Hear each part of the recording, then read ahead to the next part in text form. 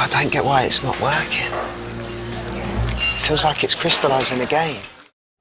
It seems like every year in the British Baking Show, we see people struggling to make caramel. On this episode, we're going to show you a foolproof way to make it and the science behind it.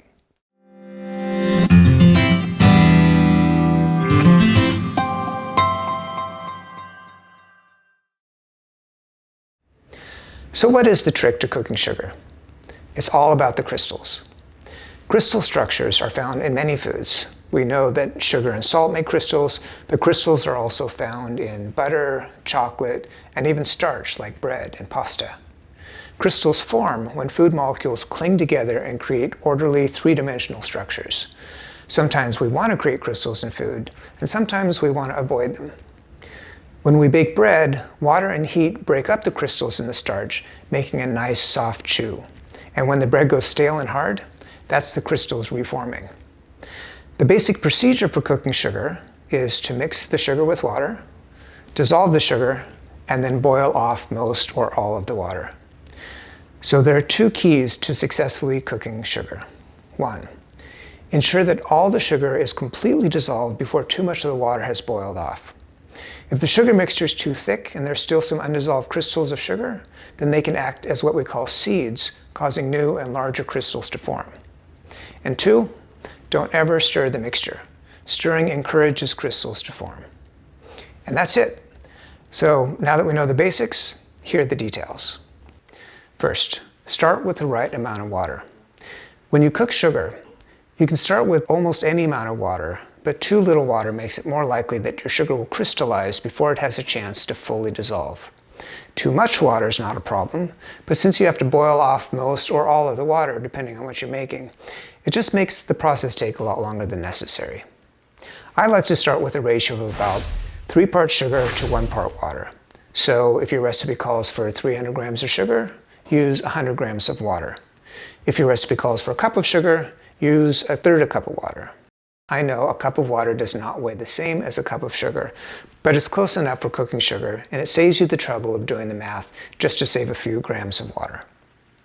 All right, second, put the water in first, and then carefully put the sugar into the center of the pot, and then use the patented Chef Michael poking system to wet the sugar.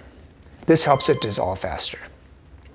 In baking school, they may tell you to wash the sides of a pot with a pastry brush, but that's unnecessary using this method. And third, cook the sugar.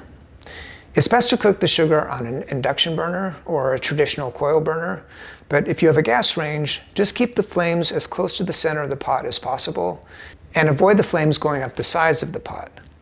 Turn your burner onto medium-low until all the sugar has dissolved, and don't stir it. And that's it. Now you just need to cook it to the temperature in the recipe. That's likely to be 240 degrees for things like Italian meringue, but if you're making caramel, you don't need to worry about the temperature because you'll be cooking to the color that you're after. Just keep in mind that when you cook sugar, it will continue cooking even after you take it off the heat. So if you're caramelizing the sugar, you should pull it a little before it gets to the color that you're after, unless you're making my caramel ice cream, which we'll learn in the next video. And here are some final tips. A smaller pot can be easier if you're cooking a smaller amount of sugar. Copper pots are excellent for cooking sugar since they heat quickly and evenly, but they're expensive. A stainless steel pot works well, and it's a little easier to see the color of your caramel.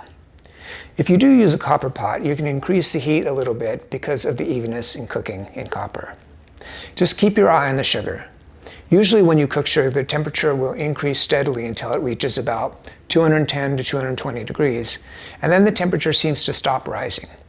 This is because of the cooling effect of evaporation.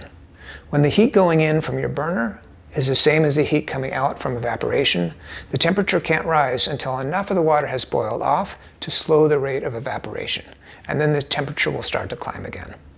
After this happens, the temperature can rise quickly, so keep your eye on the sugar, or it's likely to get too high for your recipe, and if you're caramelizing the sugar, it can quickly burn. You may notice that the amount of steam significantly decreases once the sugar reaches around 300 degrees Fahrenheit, which is a point where almost all the water is gone and you're left with mostly sugar.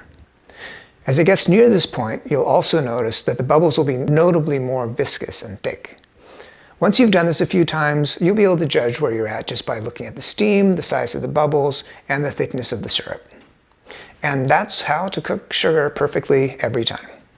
If this video was helpful, please like and subscribe so other people can find our content more easily. If you have any questions, please leave them in the comments below, and we'll do our best to answer them quickly. And if you want to learn more about sugar, we have a complete module on sugars and starches in our food science course at foodscience.org. And like all of our content, it's free for everyone.